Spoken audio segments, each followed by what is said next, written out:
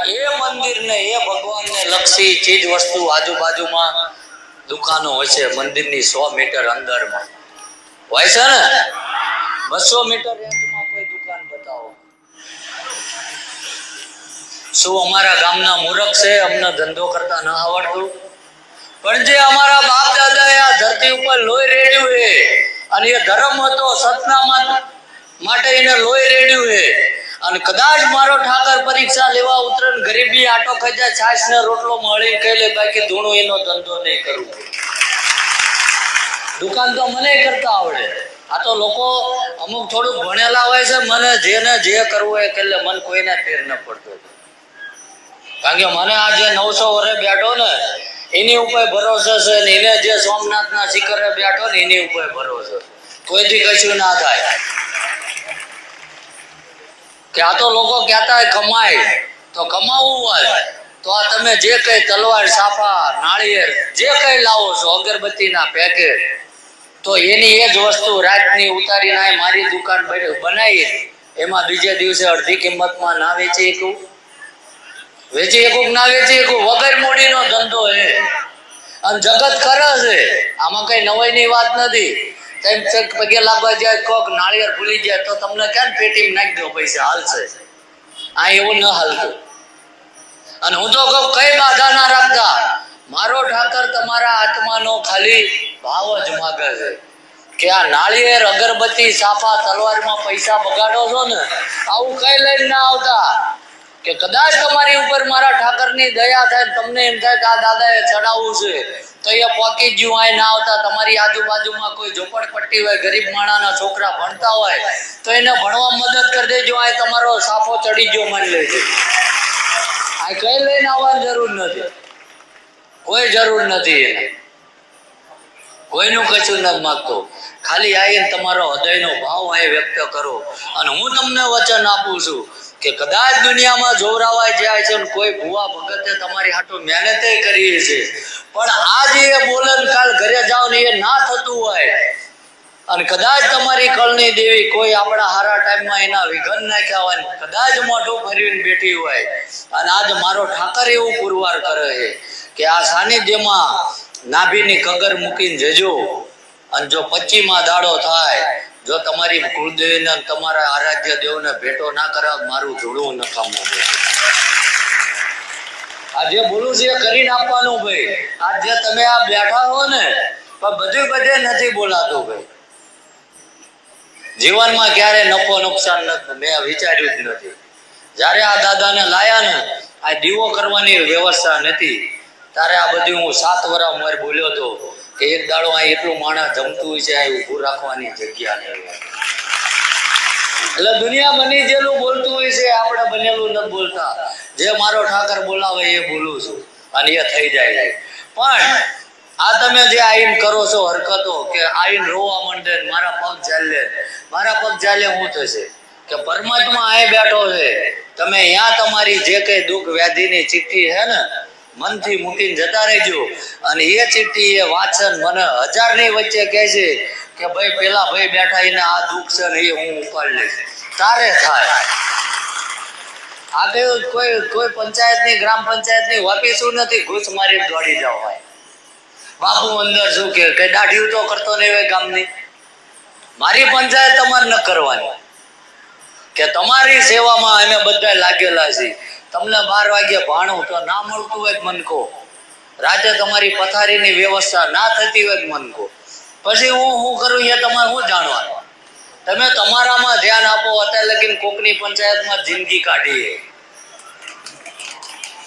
કે આ દેવ એવું છે કે જો મનથી કહીને જશો તો મારો આત્મવિશ્વાસ એવું બોલે છે કે જે હું કરી શકો ને એ તમે કરી શકો છો પણ આપણને આદત પડી જાય છે કોના પગ પકડી લેવી કોણ અમને સુખી કરી દે એવું કોઈ છે જ નહીં હકીકતમાં ભાઈ અને જે કદાચ એટલી પદવી પામી ગયો ને તો એ ગુફાયું ગોતીને તપ કરવા જતો રહ્યો એ કોઈને હાટું ટાઈમ ન બગાડતો કારણ કે મનુષ્ય જે કઈ ભોગવી રહ્યો છે ને ભાઈ એ એના કરેલા કર્મોની સજા ભોગવી રહ્યો છે આ નહીં તો આગલા જન્મારા આ સ્વીકારવાનું રાખો અને એ કર્મોમાંથી છૂટવું હોય ને તો સારા કર્મો કરો આગળનો ઇતિહાસ બોલે જેસલ જાડેજા થજિયા વાલીઓ લૂંટારો થઈ ગયો.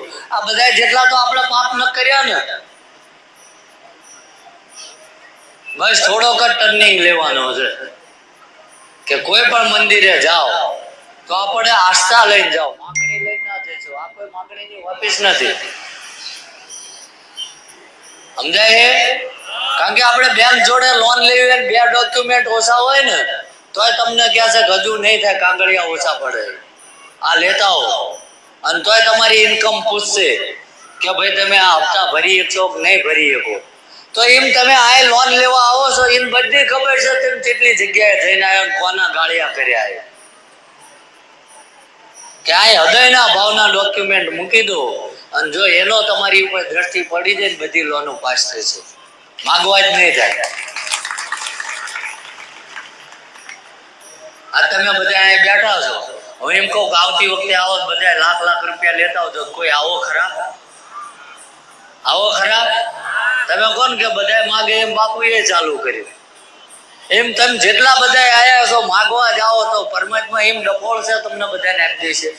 એ તમારી લાયકાત જોઈશે કે આ કેટલો ટાઈમ આવવાનો છે, આ કેવો વ્યક્તિત્વ છે, આ કેટલું આનું સારું થયા પછી આ કેટલો લોકોને મદદ. કારણ કે ઘણા સારું થઈ જાય ને તો ગામને હાલવા ના દે, ગમે આ ડખા ઘાલે. મને ચમ પૂછ્યો નહીં, ચાઈક પેલું કરવાનું હોય કે અમે મોડા છીએ, ચાઈક લખાવાનું થાય કે અમારી એટલી બધી પરિસ્થિતિ નહીં, પહેલી સીટમાં બેવું હોય તો હક જમાવે. એટલે સારા કાર્ય કરશો તો પરમાત્મા પાસે ક્યારેય માગવાની જરૂર નથી, પરમાત્માને આપવા આવવું પડે. આ હું તમને વચન આપું છું. અને જે કોઈ આજ તમે પાર્કિંગ થી લઈને જે તમારું જમવાનું પીરશે ને, કોઈ પગારદાર નથી. જે તે સમયે 2-5 વરામણ તમારી જેમ જ જોવરાવા આવ્યા હતા, અને આ દાદાએ અઢળક એની મદદ કરી છે.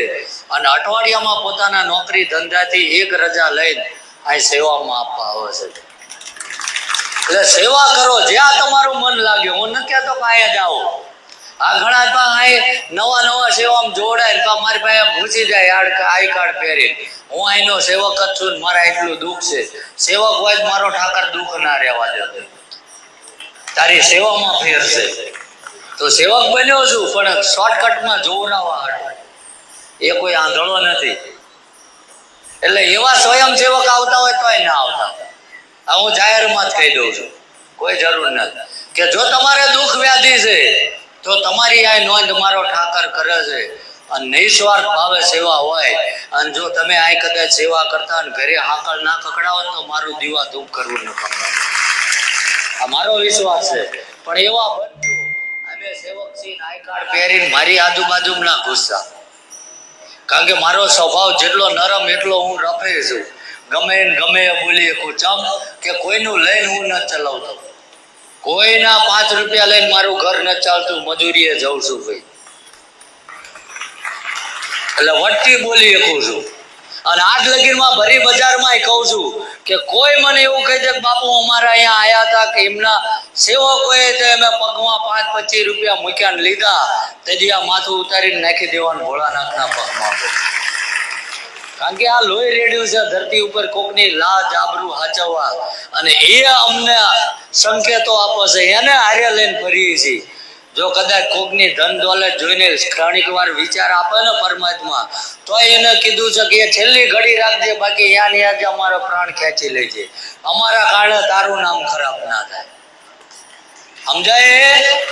એટલે જે કોઈનામાં આ સુરવીતા, આ ત્યાગ છે, એ જ આ જગ્યાએ ટકી શકશે. બધાયનું આ કામ નથી. કરો ગુરુવાર, શનિવાર, રવિવાર થેલીઓ ભરી નીકળી જાઓ. એક દાડો છોકરા ખાવાના દાણા ખૂટી જશે, જોવરાવાના નહીં ખૂટે. આ લખી નાખો.